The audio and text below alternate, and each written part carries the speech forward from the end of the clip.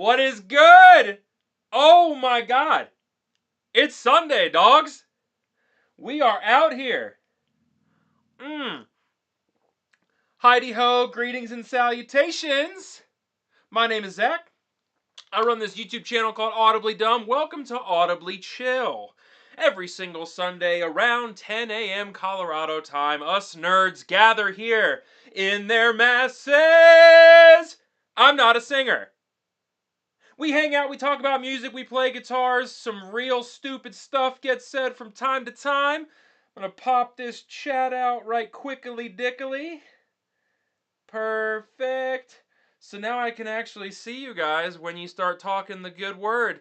I'm gonna spend probably 5 to 10 just letting people meander in. You know what I mean? Let people get comfy. Say what they want to say. This isn't about me. What is up? Holy shit. Hello. Today's caffeine is once again brought to you by the Black Rifle Coffee Company. Not the cheapest, not the most expensive, but consistent and quality. Emo boy, I feel like giving you a tasteful E chord right now because I can. It's a cool thing about being in charge here.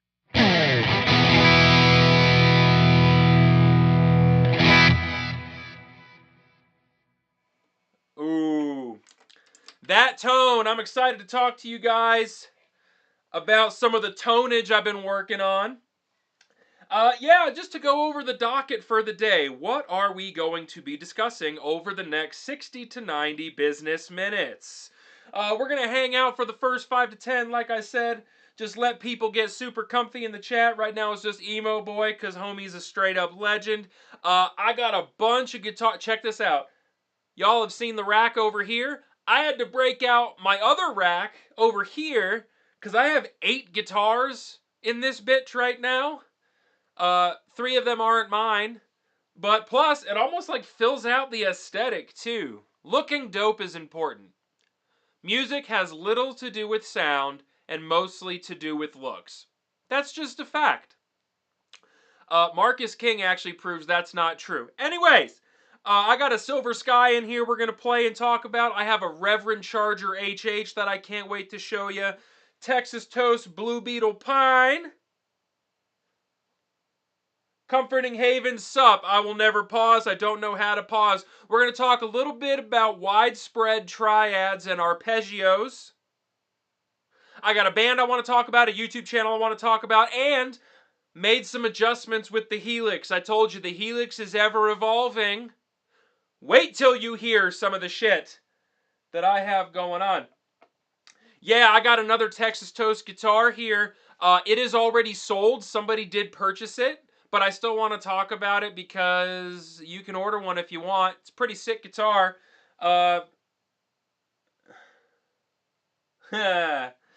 Listen, here's the deal. I'm not going to really dive too far into Fender today.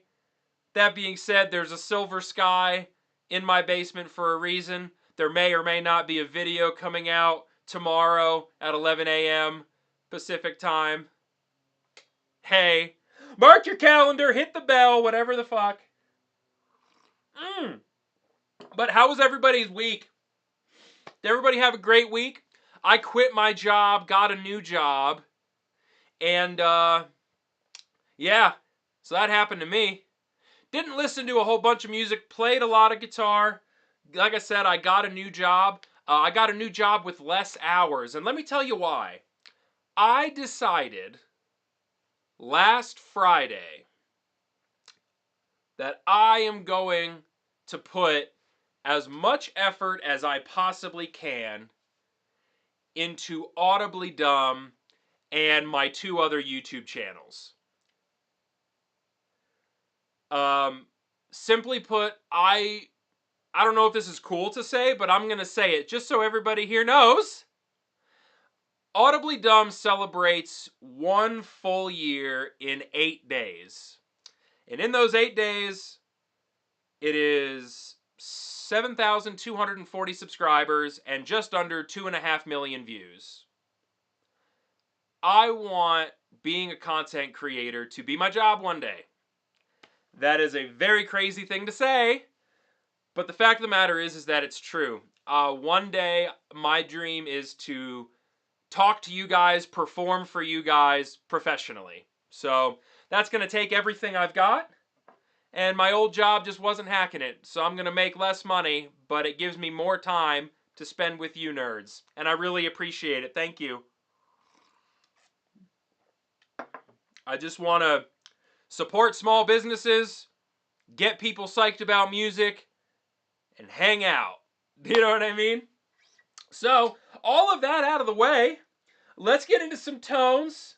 Got a couple people that are now kind of, it usually takes a little bit for the stream to kick up. I totally understand that. So, what changed in the Helix? I'll tell you.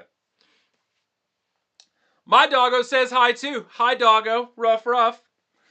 So what I had the Helix doing before, I had 8 snapshots of like varying degrees of gain, and that is cool.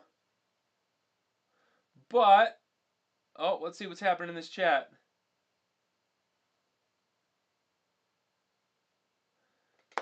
Well, thank you for that. I genuinely appreciate that. Yeah, dream job would be for sure just playing music, playing in a band, doing Audibly Dumb. I have another channel called Bad Back Zach that I'm going to be kicking up here soon. And then my wife and I just started our own YouTube channel together. I'm excited for that as well. So, 8 stages of gain is what I had. I've found that what I enjoy is instead of having 8 presets, only having 4, having the top row of buttons be accessible for effects and stuff. So I'm just going to kind of take you through clean tone. I'm not using a digital preamp. I'm actually using a full digital amp, just without the cab simulation. What you get is just, in my opinion, this clean tone is just gorgeous.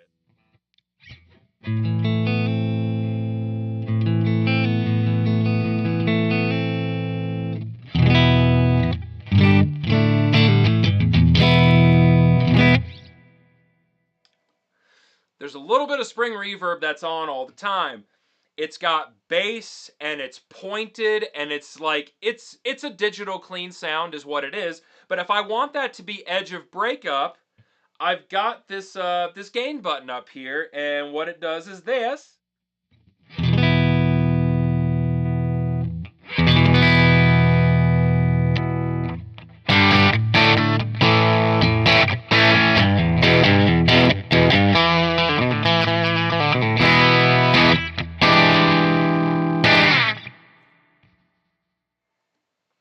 That is a good edge of breakup sound as far as I'm concerned.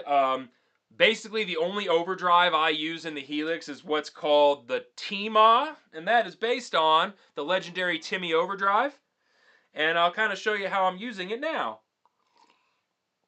So the best part about digital multi-effects units is right now I'm in this snapshot for this clean mode, right?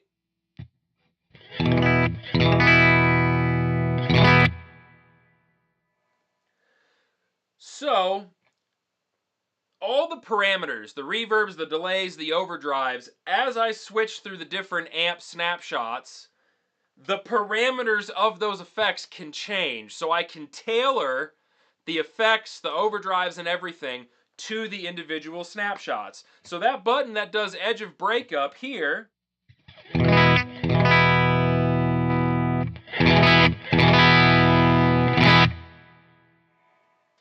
it does a totally different job when I switch to the next preset. And the next preset is that amplifier you just heard, but with a good degree of gain. What I'm aiming for here is the smooth, modern, fusion lead type tone. And let me know if I nailed it. I actually do want your opinions on this. This is a new sound I dialed in yesterday. I'll play the first clean sound again, and then I'll switch to the next channel so you can hear the difference.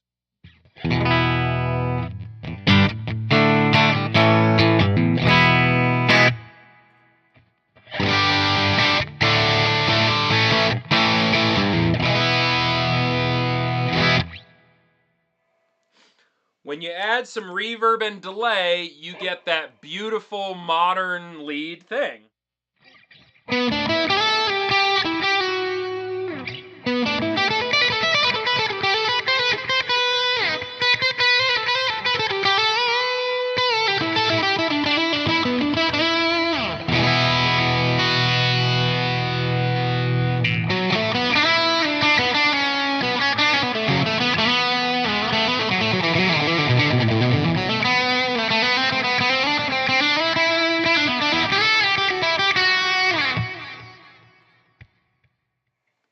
So that sound, those first two stages, my goal is gorgeous, pristine, digital, clean sound. Edge of breakup on that sound, and then that very modern, not super overdriven, but just smooth, cascading type of drive that I can then add a slight amount of more grit to that, as well as a clean boost. And the clean boost is sick because I have it doing a little bit of a mid bump. So I'll show you what happens there. I'll play just the dirty sound. I'll add the gain button and then the mid clean boost. I think it's pretty cool.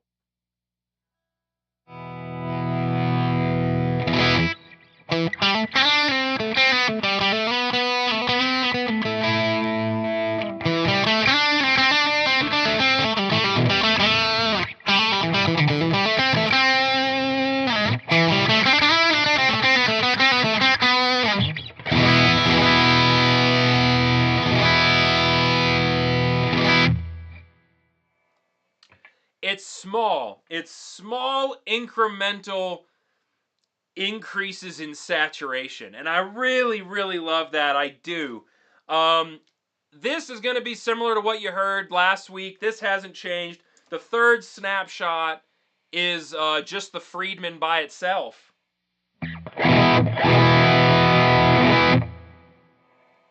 More bottom end, more imperfect, more tube-like, and this is very much the mid-gain blues rock sound that I'm going for.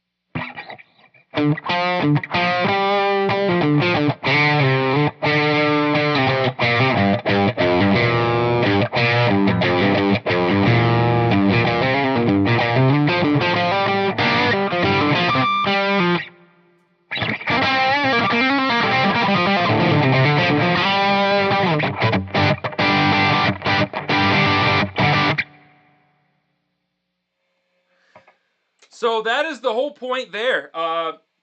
It's the Friedman, and then the Timmy overdrive, and then I can clean boost that as well.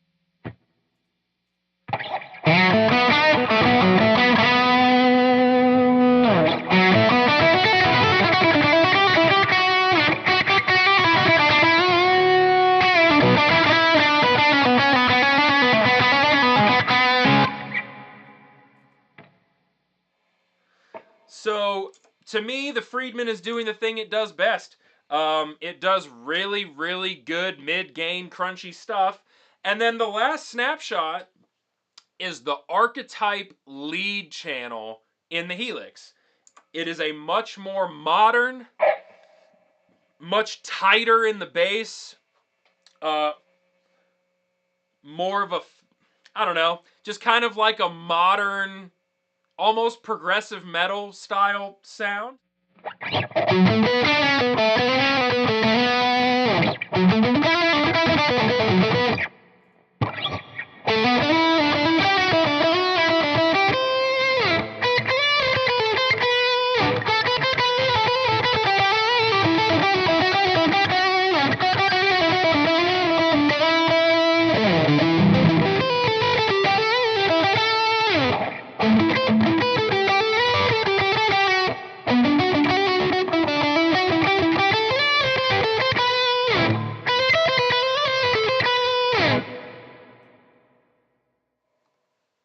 So I can add a slight amount of more gain to that and boost that as well, and that's basically the most saturated the rig gets.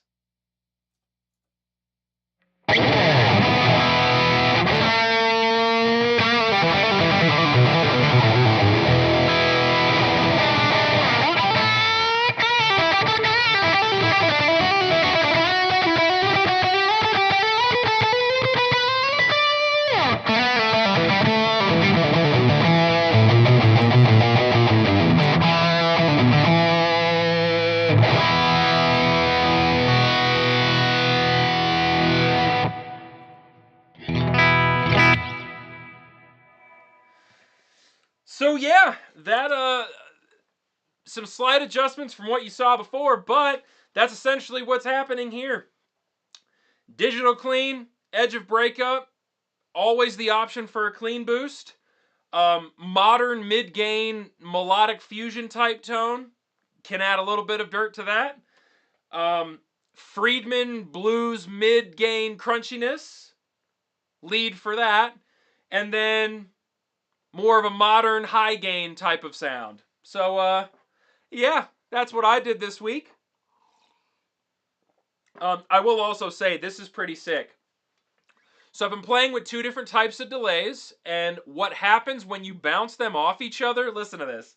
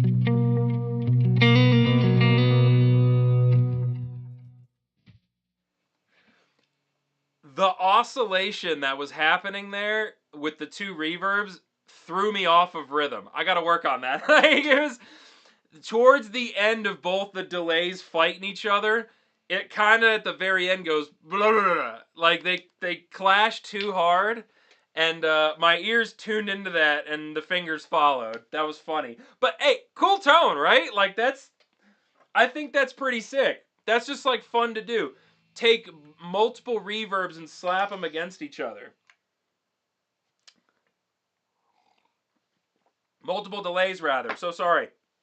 I do have this spring reverb on here right now that, man, it's doing a good job.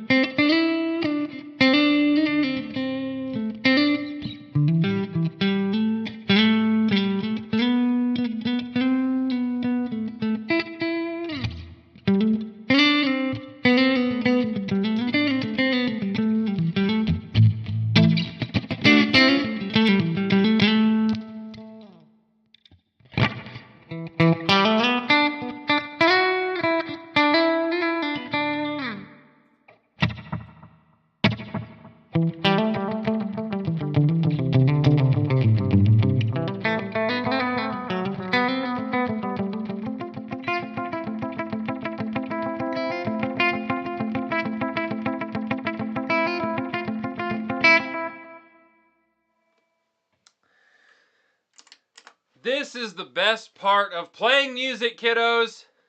Just having fun.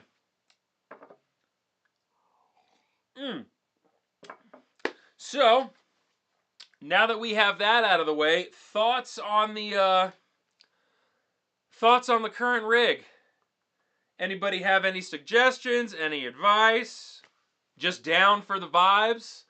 I don't really see myself fiddling with this too much more.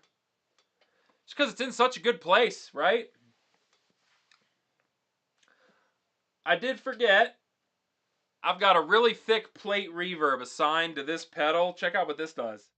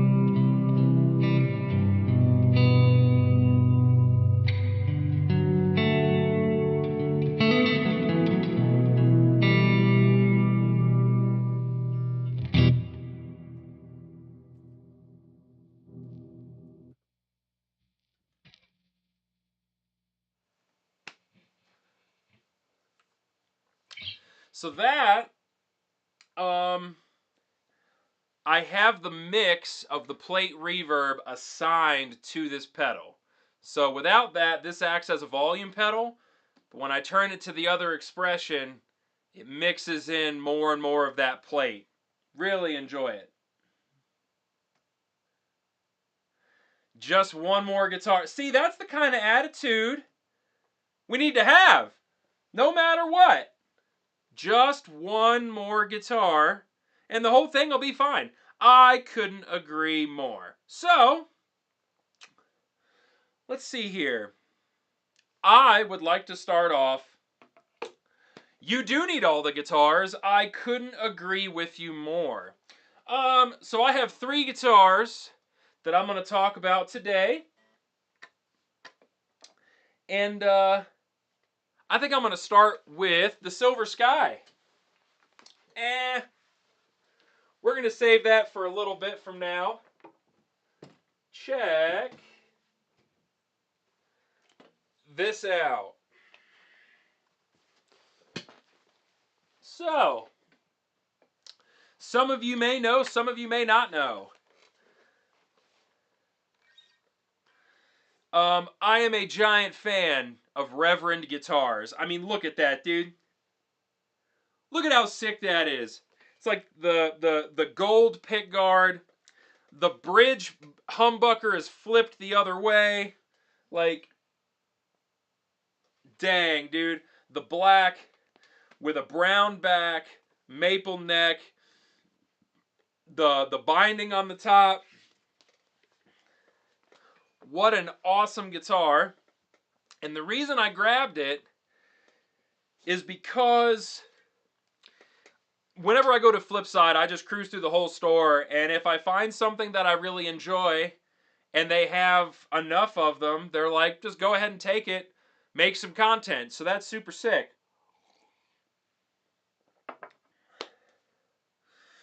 And let's see, how in tune is it?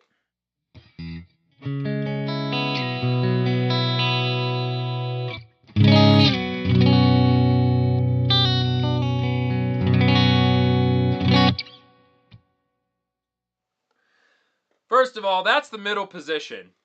I just want to hang out there for a second because that sounds amazing.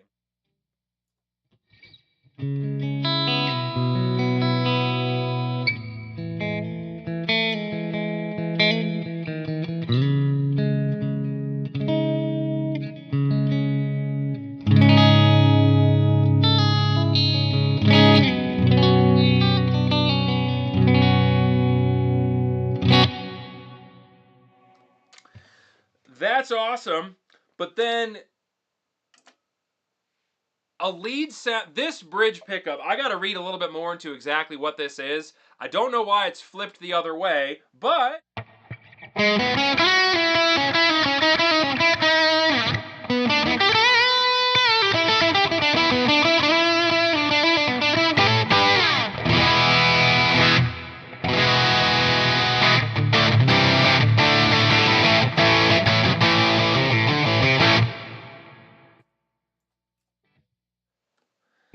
dude, Reverend guitars slap. There's just no other way to say that. There's something about the vibe of Reverend guitars. They crush it full time, all day, every day.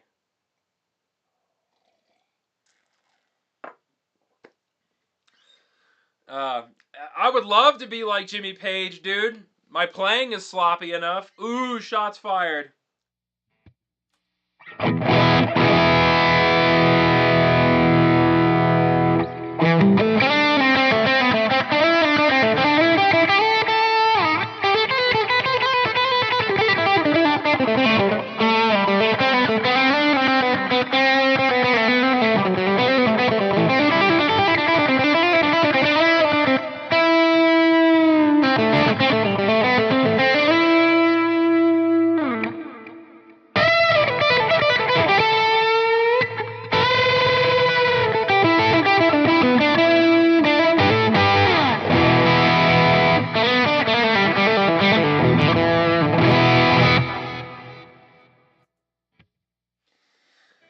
So,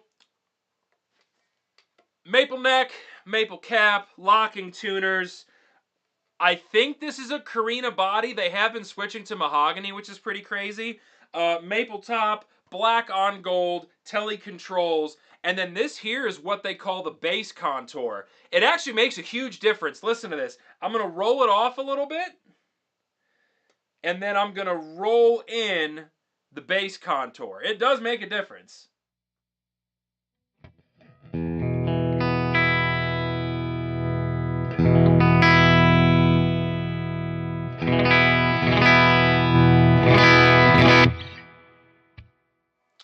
That's almost like hitting a pedal. Straight up, that is almost like turning on a pedal.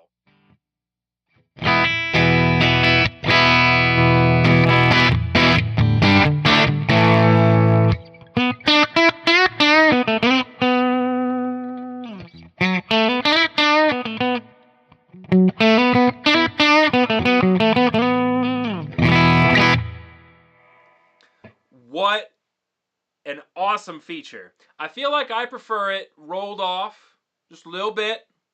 When you kick it in, it does get very fat. But yeah, if you haven't checked out Reverend Guitars, like, please go explore their catalog. It's so good. I haven't played the Billy Corgan. I have heard good things, though. Kind of crazy the dude from Smashing Pumpkins has such a successful signature model. But yeah, I think Reverend Guitars is a brand that a lot of people would look at and be like, eh. But I don't know. I think they get slept on really heavily for the value. If you're looking in that like around $1,000 range, Reverend slaps. They do a fantastic job. The necks feel great. This is one of the nicer necks I've felt on a Reverend for sure. The bodies are comfy. I'm a Tele guy, so the fact that it's got Tele controls makes a ton of sense to me. I don't have a fuzz here currently, and the fuzzes, digital fuzzes are trash, but I could add some drive to it.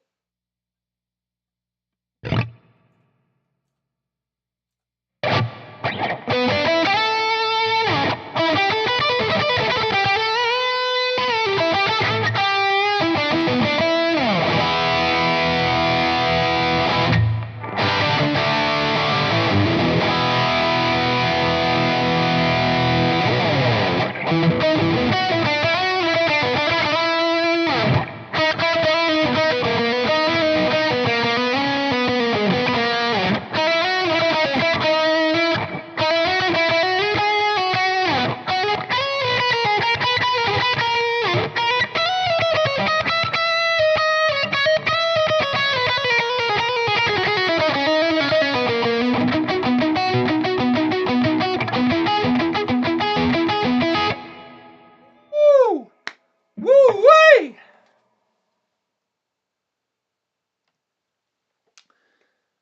Was that high enough gain? I gotta be honest with you. I don't like playing with just like a huge amount of gain. Solid, thank you. Yeah, so that is my highest gain setting in this rig. I just feel like I don't need any more than that. Any more than that, and the whole thing, it collapses, right? It just starts to sound like mush. But yeah, I think that sounded super good. I had not played this rig setting with this guitar. That sounded fucking awesome. I really liked it. Let's see here. So if you're trying to go for a cranked Marshall sound, out of a Fender Pro Junior could be kind of hard just because the speaker size means a lot, the preamp means a lot. I would go Friedman pedals, man. Actually, JHS, the Angry Charlie. The Angry Charlie is insanely good. But yeah, I appreciate you saying that you enjoyed that gain. I've worked really hard to try and get varying degrees of the most usable gain that I can. I want them all to feel a little different.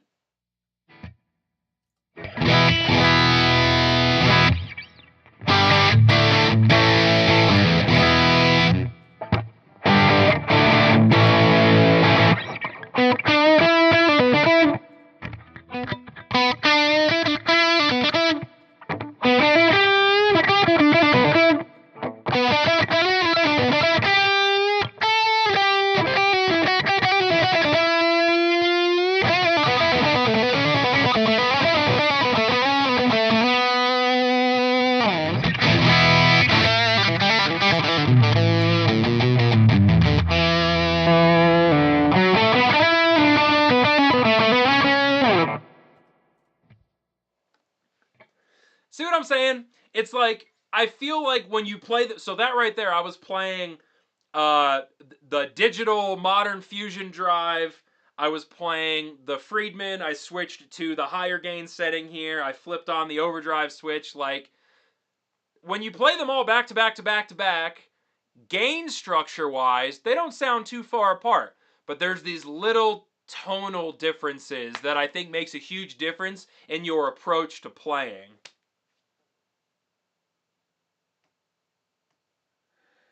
Jason's in the chat. What's up, buddy? Good to see you. Yeah, dude, Reverend Guitars.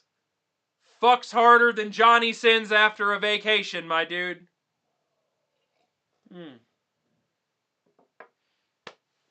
Let's see. The Cherry. You need to get the Cherry Les Paul Special. Did anybody here see Heritage just released a Les Paul Jr. with a humbucker in the bridge? Oh! So sick.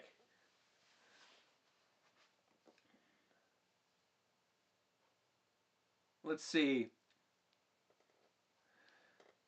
The JHS Prestige, a clean boost will not get you into Marshall territory. If you're using a Pro Junior, you need that saturation. You need a higher gain pedal, I feel. So, talked a bit about the Reverend. I plugged Reverend. I did my due diligence there. There's going to be a long form about this guitar coming out this week. Hope you guys like it. We're going to switch over. I would like to talk about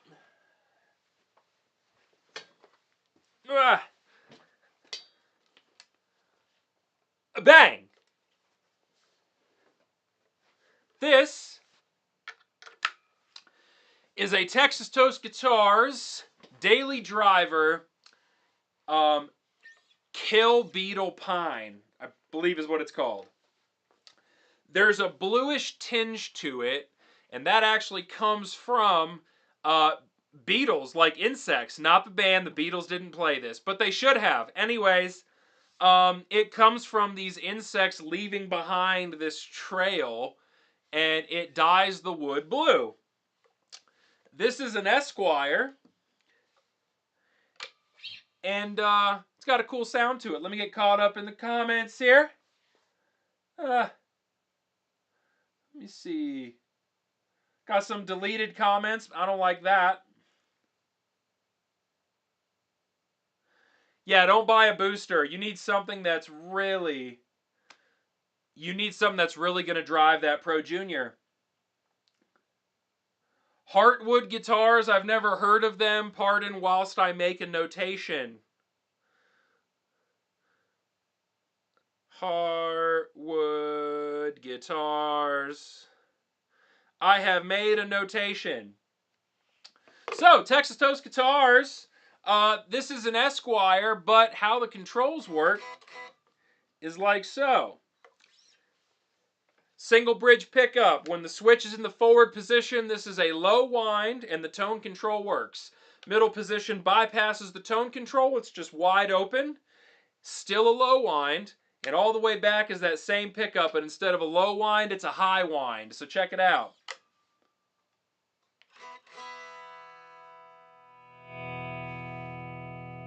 Ba-da-ba.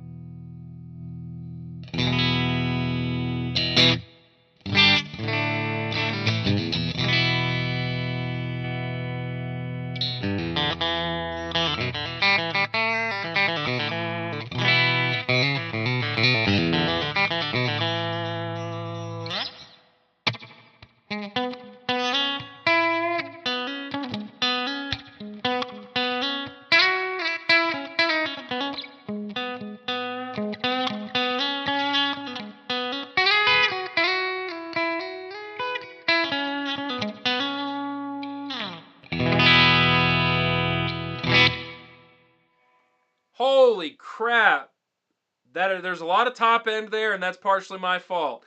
I got to stifle some of that. I built this part of my rig. I built it around the other Texas Toast. Different woods, different pickups, different vibe. That being said, we're just going to keep ice picking along here. So the difference between the low wind and the high wind, I think it makes a huge difference. Listen to this.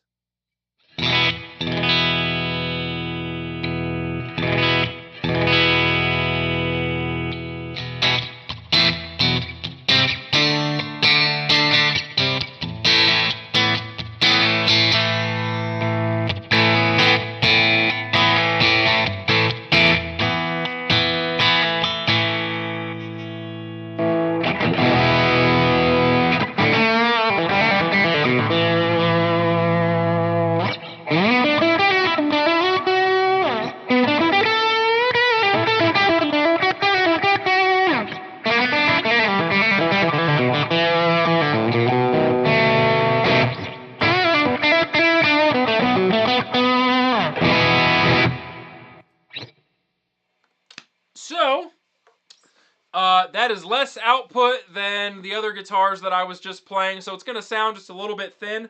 That being said, very cool guitar to play, very fun guitar to play. This particular one is sold, but they're making these for everybody. You can ask them to put whatever pickups you want in it. Like, it's pretty cool. Sounds good, feels good. Let's try it with the higher gain, though.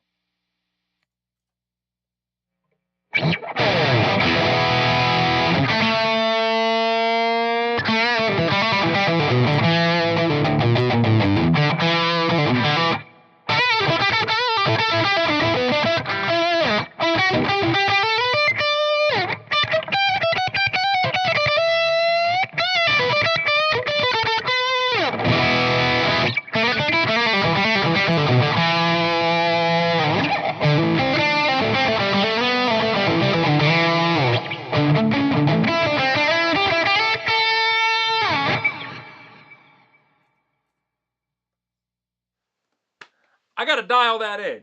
If I dialed that in appropriately here, that would sound a little bit better. And it's only because of the top end. It's got that, like, fuck you and your family kind of top end. You know what I mean? Was that too aggressive? I don't know. It's got a great neck. It weighs like under 7.5 pounds. Very cool guitar. So, yeah, having a lot of fun with this. Expect a full, I have to give this back tomorrow. So I'll probably just make a short with it. But, wow. Now we're going to go to the more culturally relevant guitar. Wop, wop, wop. Ooh, I got a Silver Sky up in here, bros.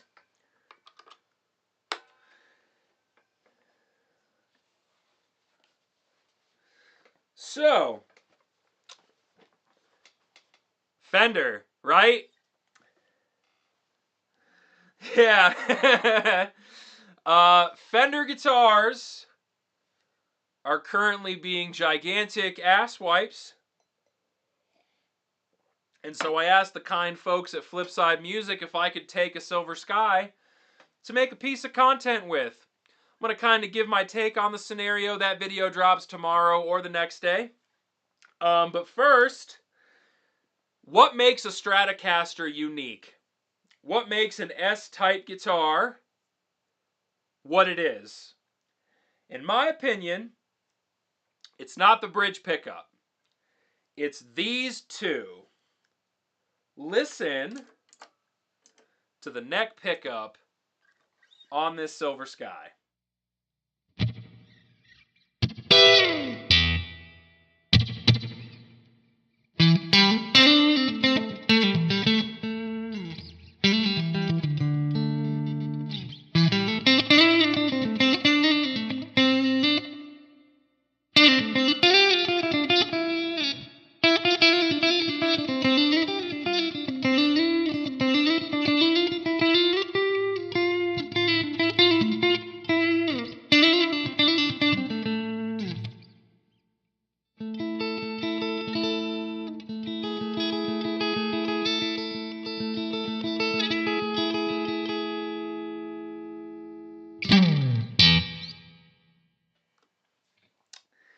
That neck pickup.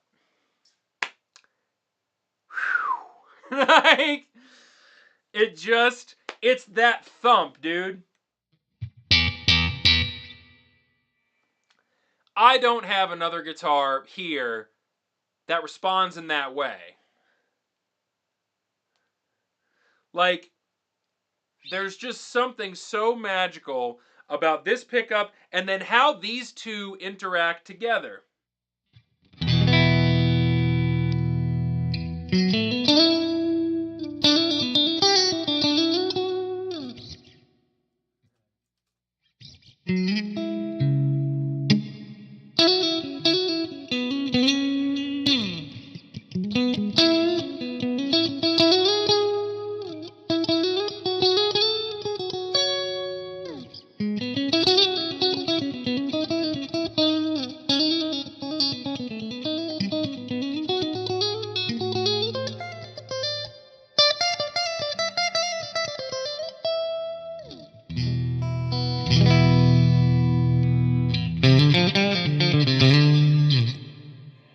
That's the middle pickup. Listen to that.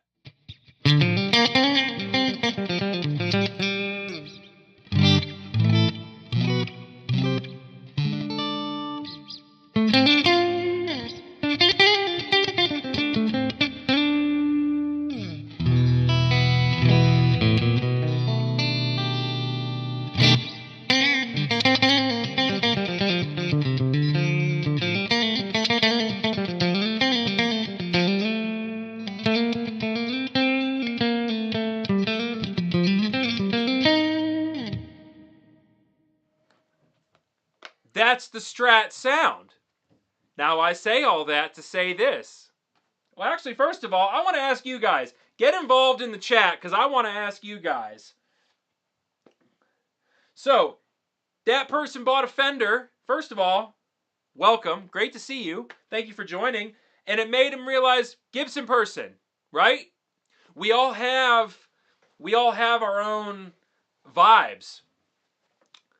What you were just hearing right there, classic Fender sound. If everybody closed their eyes and I did not tell you this was a PRS Silver Sky, would you have thought it was just a Strat?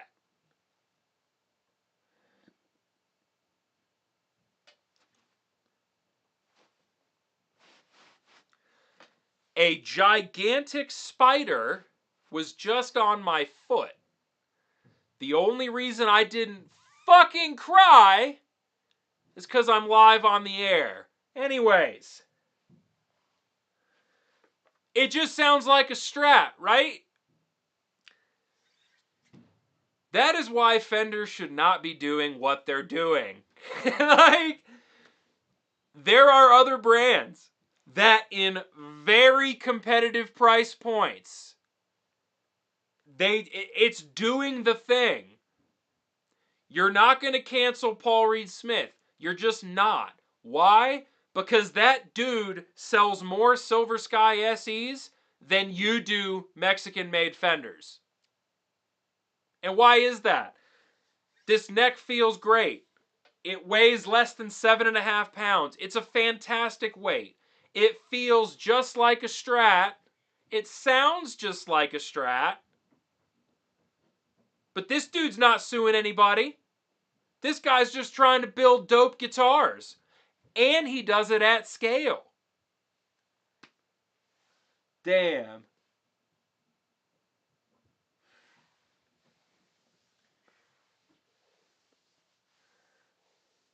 I want people to just build guitars.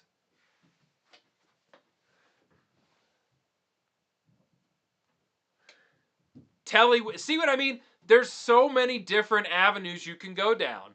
It's like, well, I kind of want that fatter humbucker sound, but I prefer Tellies. You can get a Telly HH from Charvel. You can get one from Fender. You can kind of get one from Paul Reed Smith. That whole NF53 thing kind of sucks, though. But, like, this is such a good guitar for the money. And if somebody asks me, hey, I got $1,000 to spend, I want a Strat, what should I get? I don't know that I would say Fender. I'd honestly probably point them to Silver Sky, because this thing sounds fucking awesome. Let me, I don't know. I'll play the bridge pickup for you just so you can hear it. The bridge pickup is not, I do not like a Strat bridge pickup. That being said,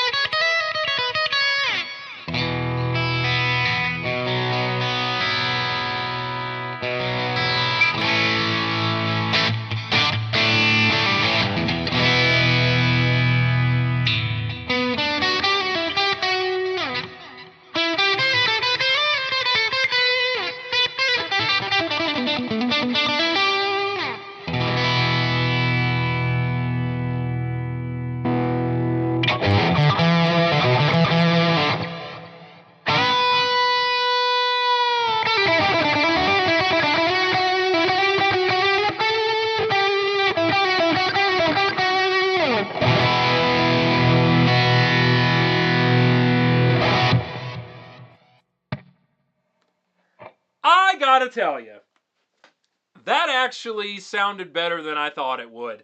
That did not sound super punch to the throat, top endy. I actually think that sounded really warm and expressive and all other kinds of ifs and adjectives and whatever the hell. This guitar just impressed me even more right there. That was fucking awesome.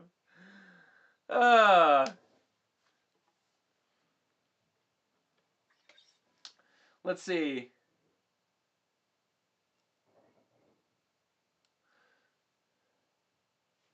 See, do you see how Jason's in the chat right there? Just making an ungodly amount of fucking sense. Exactly right. It's like, oh man, sales are down. The competition's kicking our ass. What should we do? How about build better instruments for the price point, Guy Sif? That's just me, though. DOD pedals. I have no idea because I have no experience. I like Friedman overdrives. I like JHS a lot. You can't really go wrong with Boss. Like a Wazercraft Blues driver is really nice. But yeah, dude, real quick, just to kind of finish up on the Silver Sky, I'm really excited to finish up this video about it today. And it really is, it all just kind of boils down to when you have extra money, a lot of us like to buy gear. Well, if I have extra money and I was really looking for a Strat, like, what? I'm going here. Or, let's just say bolt-ons in general. When you think bolt-on, you're like, oh, Fender. Reverend. Look at Yamaha. Look at PRS. There's better options. Fender has absolutely been coasting on name. Yeah, I would say that. Gibson and Fender, anytime they try to innovate, people freak out because they're a legacy brand, but the route that Godin, Jason now has 2 Godins. I feel partially responsible for both of them. You know what? That makes me happy. Jason spent his hard-earned money. And it's because I told him he sucked if he didn't. I like that. The Godin he just bought is fucking awesome. He just got a really sick guitar. I would like to play a little bit more. In position 4, that is neck and middle. Real quick.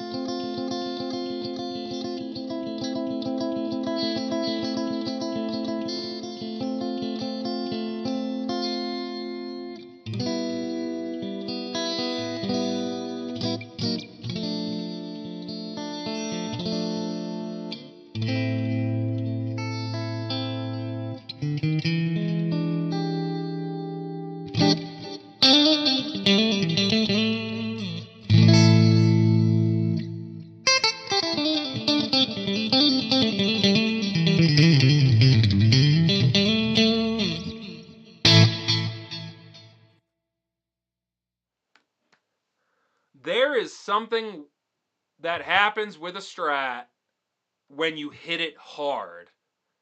Man.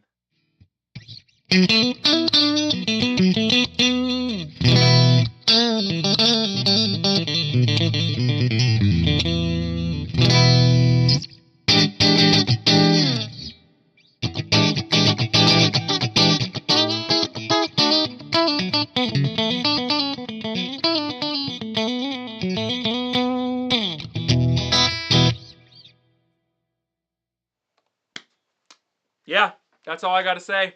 I'm going to wrap up with the Silver Sky here just because, yeah, that's all I have to say about it. If you're going to spend your money on a Strat, I can't believe I'm saying it, PRS is not a bad way to go. Not bad at all. Whoa. Let's see, what should we switch to? I think I'm going to switch back over to Lennon. Tried and true, kind of the go-to at this point. Oh.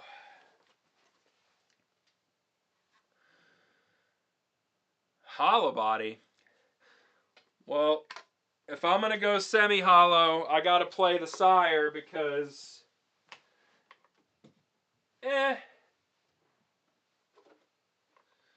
Screw it. I'll pull out King.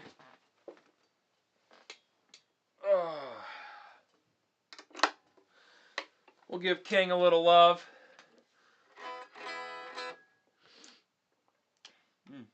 So, anybody got any plans for this weekend? I got invited to a show that I'm not going to because that sounds like a whole lot of work. You know what I mean? I'm at that point where shows are super fun, but then you're out till 11 or midnight or whatever.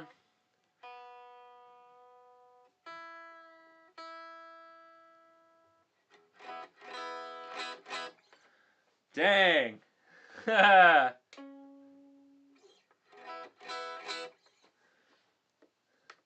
Oh yeah, they got another shop with more guitars. You're cooked. Hey, well, I wish you nothing but the best there. I hope the Knicks kick ass. I don't know a lot about sports, but I have a feeling that tonight you're going to get to watch Tom Brady smack a puck through a hoop, and I think it's going to be sick. All right, let's let King stretch his legs real quick.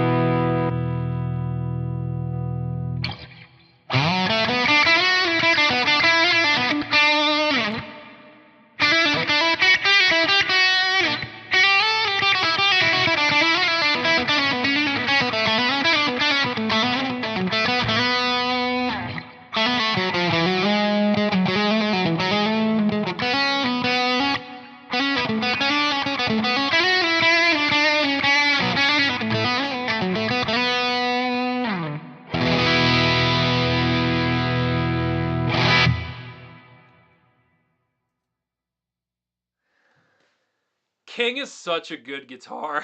It's like, oh man.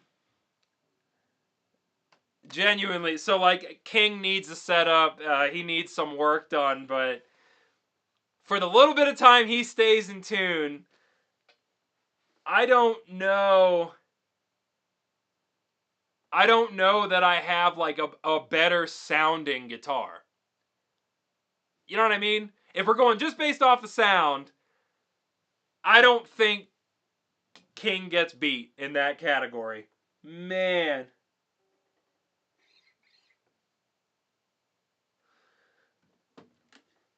Oh my God. Yeah, King is really, really cool.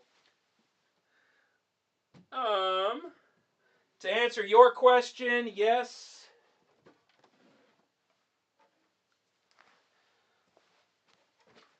Sire does make a hollow body with P90s. And I will say, for a $500 guitar, it's pretty kick-ass.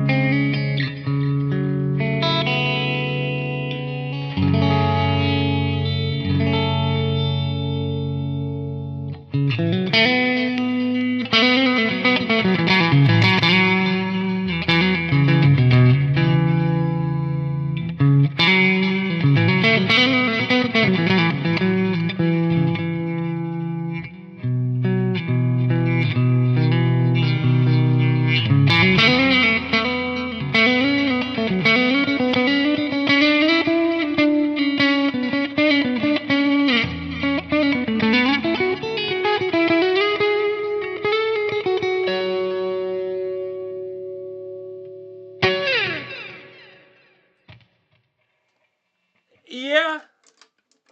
Larry is a winner too. Man.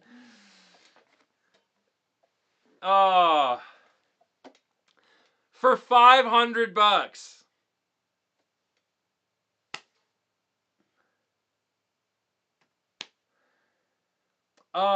First of all, hello. Thank you so much for joining. I'm sorry if you've been here before. Your username looks new to me. I'm usually really good at that. If you are new here, my name is Zach. Hello. This YouTube channel is called Audibly Dumb. And if you've never seen it before, welcome. If you have seen it before, I'm going to shut up now. This is a Friedman Pink Taco V1. It's a 20-watt head going into a 212 with vintage 30s.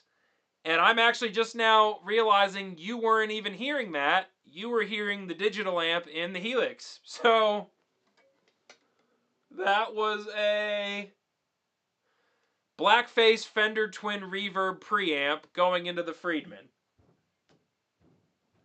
That being said, if you would like to hear the Friedman, let's get saucy.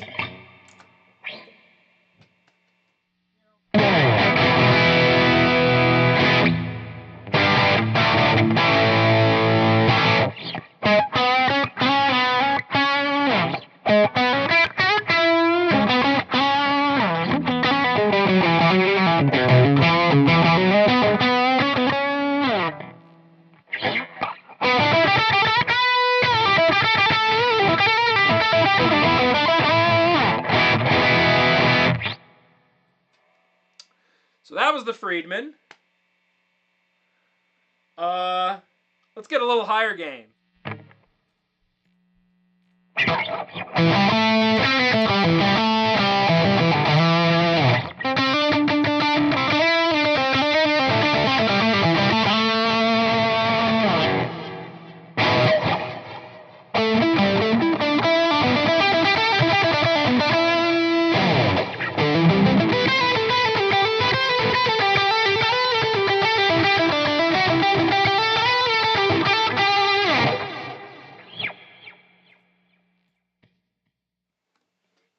Well, that was awesome. I only messed up about 17 notes there.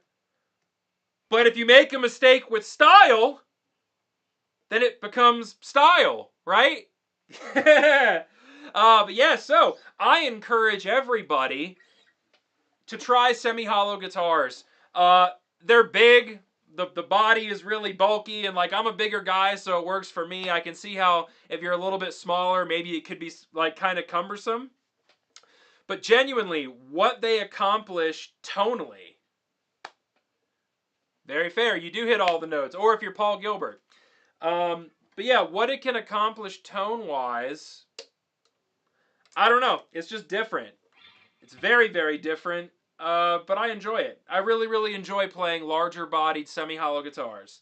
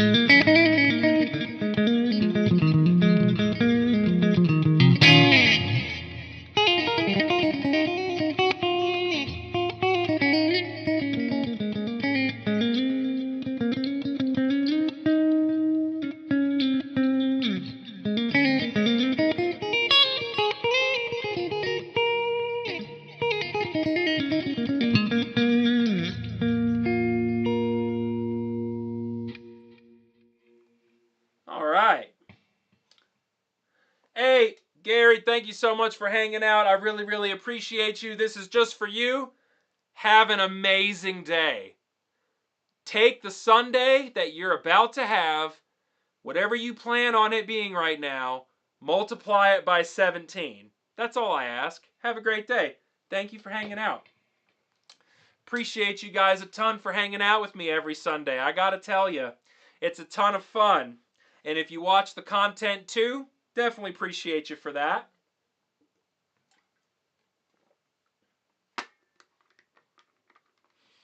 Really appreciate you for stopping by.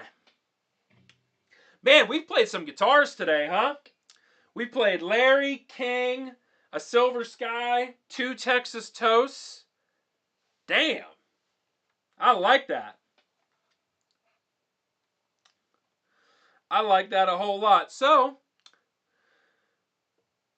couple more things to talk about before we head on out. I would like to say, I went on a kick for the Tedeschi Trucks Band this week, and I urge everybody else to do the same. Derek Trucks, as a player, the guy is made of vibe.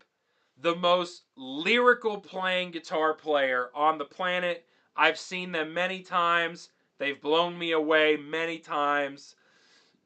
I highly recommend, if you've never seen them, go check out the Tedeschi Trucks Band. I can tell you what an SG and a Strat mixed together sounds like. Tedeschi Trucks Band. His wife, Susan Tedeschi, is the lead singer, and she's a phenomenal singer. And she plays a Strat a lot of the times, or a Tele. He plays an SG. One of the most rockin' bands. If you get a chance, go check out Tedeschi Trucks Band. The other thing I wanted to mention is That Pedal Show. I watched a ton of That Pedal Show this week. 2 dudes from England that are tone wizards. Tone wizards. The tones they get are insane. The gear they record with is crazy. I've been a fan of theirs for a long time. If you haven't checked out That Pedal Show, go watch them, support them, buy a t-shirt or you suck. See that? The Monolord. See, Jason is a music fan. That dude vibes with stuff. You know what I'm saying? It's not just the same stuff over and over again. Gets locked in for a little bit. Does repeat. I'm a very similar way. The last Deftones album. Oh, I listened to that thing so many times in a row. Like, that album was sick. I will say, I've been going for about an hour and 7 minutes and 59 seconds, an hour and 8 minutes. I'm going to be heading off here shortly. I would agree with that. There is more amazing music consistently being released right now. Music theory, sorry to get a little deep here, but I think it's important. Something I've been working on are these widespread arpeggios and triads, right? Instead of just playing through a scale... Ooh.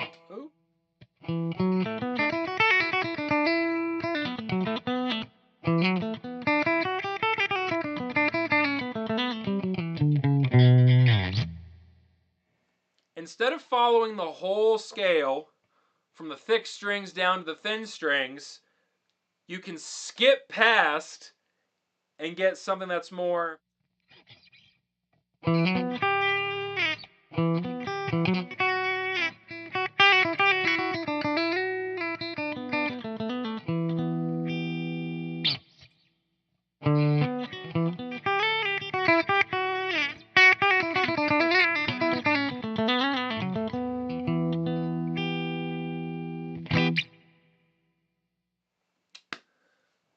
I would like to say that having no reverb or overdrive playing lines like that is hard.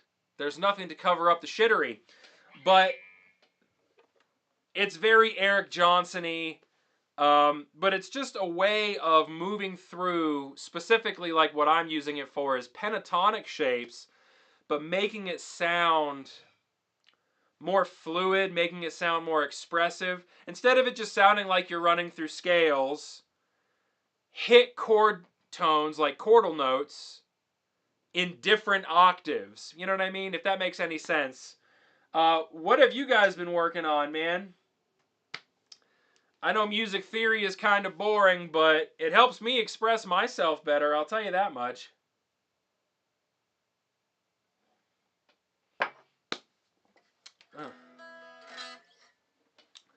I advise everybody, if you play music, try to find ways to make yourself not get better for vanity, but every day try to learn something that just kind of makes you go, okay, we're going somewhere. We're going somewhere, we're learning something new. Just a little bit of a flavor difference in the vibe. You know what I mean?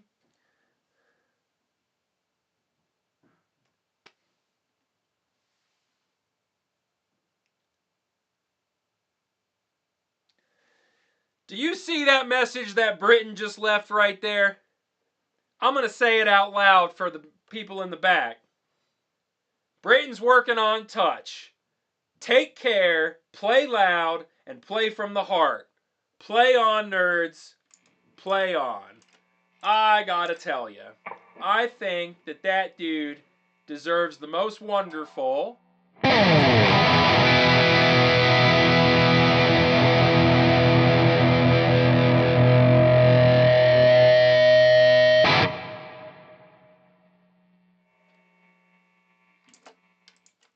I didn't realize it was going to start to feed back like that, but that sounded pretty fucking awesome. Have a great day! Oh, that feedback came in and hit just that I'm going to try that one more time.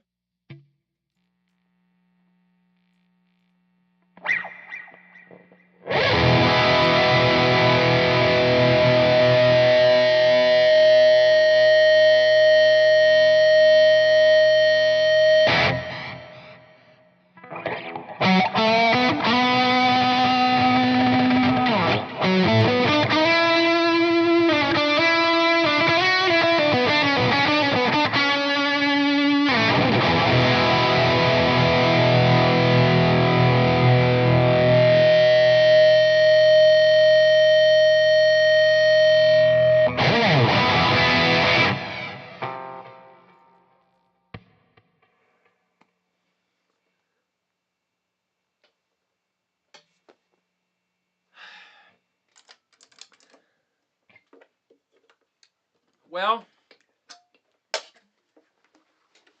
I don't even need to play anything else.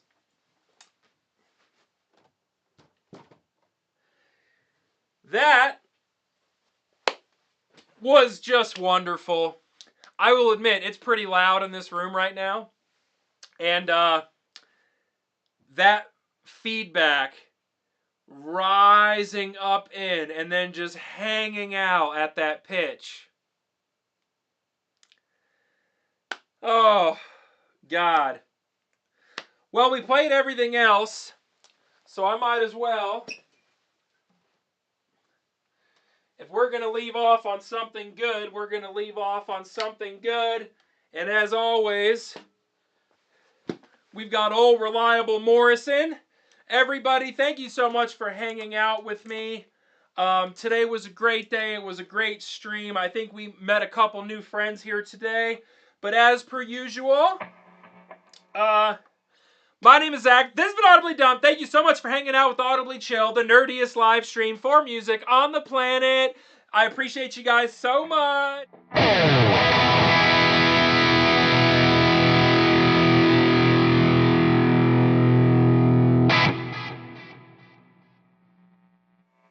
Oh, man. I hope everybody has a wonderful Sunday. Thank you so much for hanging out with me. This was 4 Sundays in a row. 4 in a row. I have yet to live stream 4 times in a row successfully. I'm never stopping. Every Sunday, 10 a.m. Colorado time. I will see you nerds here. And I hope you have a great day. Goodbyesies, everyone.